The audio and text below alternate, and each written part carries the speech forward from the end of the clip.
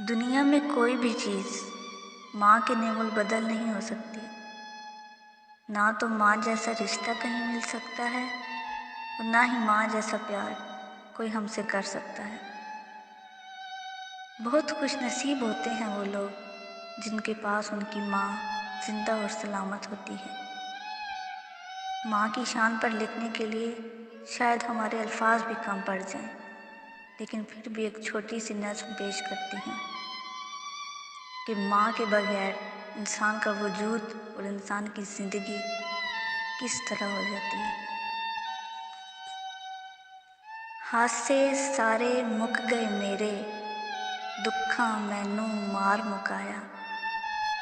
हासे सारे मुक गए मेरे, दुखा मैनू मार मुकाया।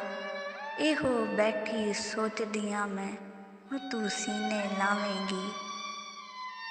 ते बैठी ਆਂ मैं बंद कमरे विच करके खुब हनेरा।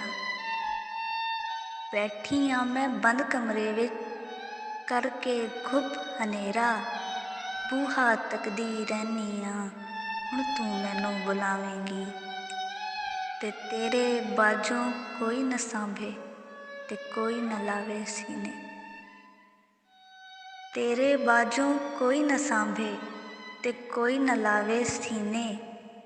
तकदी ਆਂ मैं खाली बिस्तर ਹੁਣ तू कोल बिठावेंगी। वेले ओ भी चंगे सन जदों सारे मिल के रहिंदे सन। वेले ओ भी चंगे सन जदों सारे मिल के रहिंदे सन।